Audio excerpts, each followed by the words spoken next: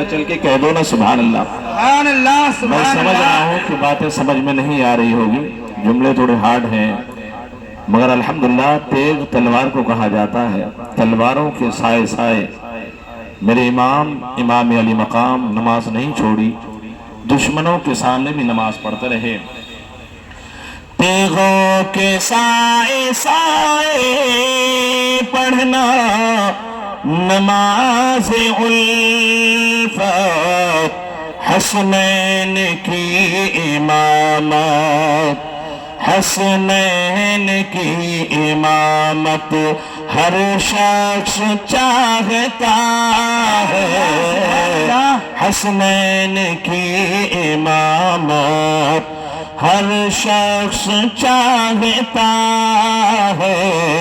آؤ تمہیں بتائیں، آؤ تمہیں بتائیں، نام حسین کیا ہے۔ بلند آواز سے درود پاک پڑھیے۔ اللہم صلی علی سیدنا شفیعنا مولانا محمد بارک وسلم، صلو علیہ صلاۃ و سلاما علیکہ یا رسول اللہ صلی اللہ تعالی علیہ وسلم۔ آج 10 محرم الحرام کی عظیم تاریخ، اسے یوم عاشورہ کہا جاتا ہے۔ پہلی تاریخ سے لے کر اب تک آپ حضرات نے مختلف عنوانات پر آپ حضرات نے ہمارے آئے ہوئے خطیب کے زبانی تقریر سماعت کی۔ اللہ تبارک و تعالیٰ کا لاکھ لاکھ شکر ہے، اس کا احسان عظیم کہ ہمیں مسلمان بنایا، مومن بنایا، اور مومن بنانے کے بعد سب سے بڑی بات تو یہ ہے کہ سنی صحیح العقیدہ بنایا۔ نہیں تو بہت ساری باتیں ہیں اس میں، مجھے ادھر نہیں جانا، مجھے صرف کربلا معلیٰ کے بارے میں بیان کرنی ہے۔ ایک کہاوت ہے، جیسن توہار دال بھات ویسن ہمار فاتحہ، ہے کہ نہیں؟ کچھ لوگوں کا عقیدہ بہت ہی خراب ہے، کچھ لوگوں کا عقیدہ بہت ہی گندا ہے، ہمیں اس پہ بیان نہیں کرنی، ہمیں امام نے جو پیغام دیا ہے اس پر ہم کو بیان کرنا ہے۔ پہلی تاریخ سے لے کر ابھی تک آپ حضرات نے ہمارے عالم بعمل مفکر اسلام حضرت علامہ و مولانا ظفر مختار ہاشمی سے تقریر سماعت کی، اور ابھی تھوڑی دیر بعد پھر وہ آئیں گے، رونق اسٹیج ہوں گے۔ آخری خطاب انہی کا ہوگا، مابعد کربلا بھی مختصر انداز میں وہی بیان کریں گے۔ مجھے جو ٹاپک ملی ہے کربلا کی ابتدائی شہادت سے لے کر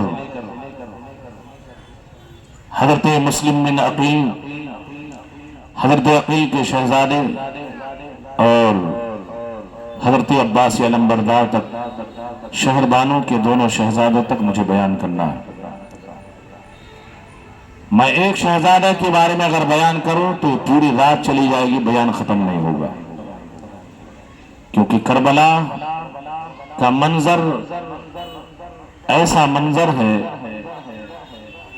کہ یہاں پر کسی اور کہانی نہیں بیان کی جاتی۔ 10 بیویوں کی، 10 سیداؤں کے بارے میں لوگ جو کہانیاں لکھتے ہیں، وہ یہاں پر کہانی بیان نہیں کی جا رہی، بلکہ ان کی زندگیوں کو بیان کیا جا رہا ہے۔ جو میرے امام علی مقام کے ساتھ کربلا کے میدان میں ہوا، وہ آپ کے سامنے پیش کیا جا رہا ہے۔ عزیزان گرامی وقار، میں آپ سے، اگر آپ حضرات بیدار ہیں تو میں آپ سے ایک سوال کرنا چاہوں گا، جواب بنے تو جواب دیں، نہ بنے تو جواب بن جائے گا۔ کربلا کے میدان میں یزید کا کیا سوال تھا؟ معلوم ہے آپ لوگوں کو؟ تقریریں بہت سنتے ہیں، یہ مولانا بڑے جوشیلے ہیں، اس مولانا کی آواز بہت بھیانک ہے، یہ مولانا بہت اچھی تقریر کرتے ہیں۔ تقریر کرنے والا اچھا تو ہے، مگر سننے والوں کو بھی سماعت تو اچھی ہونی چاہیے نا۔ یزید کا کیا سوال تھا؟ بتا سکتے ہیں آپ میں سے کوئی ہے ایسا نوجوان امام حسین کا دیوانہ جو اس سوال کو حل کرے؟ بتائیں گے؟ بتائیے کیا سوال؟ سبحان اللہ۔ ایک تو ہے جنہوں نے کہا، اس کا سوال یہ تھا کہ امام ہاتھ پہ ہاتھ دے دو سب کچھ آپ کا، ہاتھ پہ ہاتھ دے دو سب کچھ آپ کا۔ میرے امام نے انکار کر دیا۔ یزید کو دولت نہیں چاہیے تھی، یزید کو نماز سے بھی اختلاف نہیں تھا، یزید کو روزے سے بھی اختلاف نہیں تھا، یزید کو کسی چیز سے پریشانی نہیں تھی، صرف پریشانی اس بات کی تھی، وہ نالائق کو صرف اور صرف پریشانی اس بات کی تھی کہ امام علی مقام یزید کے ہاتھ پہ ہاتھ دے دے اور پھر وہ کرسی پر بیٹھ کر لوگوں پر ظلم اور بربریت کے پہاڑ توڑے۔ میرے امام نے کہا اے یزید سن، ایک ناپاک انسان کے ہاتھ پر امام حسین کبھی ہاتھ دے نہیں سکتا۔ یزید نے کہا کیوں؟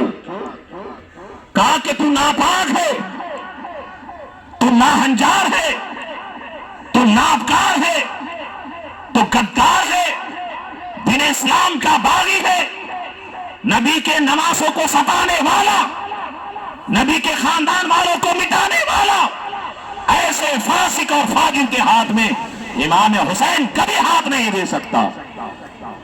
کہا نہیں دو گے تو لڑنے کے لیے تیار ہو جاؤ، نہیں ہاتھ دو گے تو لڑنے کے لیے تیار ہو جاؤ، اپنے بچوں کی، اپنے بھانجوں کی، اپنے کنبے قبیلے والوں کی گردنیں کٹوانے کے لیے تیار ہو جاؤ۔ میرے امام نے کہا ڈرانا اسے جو ڈرتا ہو، دھمکانا اسے جو تمہارے دھمک سے ڈرتا ہو۔ یہ علی کا شعر ہے، فاتح خیبر کا بیٹا۔ جب علی نے فاتح خیبر کے اس فاتح کو اٹھایا، 40 لوگوں میں طاقت نہیں تھی کہ اس فاتح کو اٹھا سکے، علی نے ہاتھ سے اٹھایا اور اٹھا کے مارا، فاتح خیبر بن گئے حضرت علی۔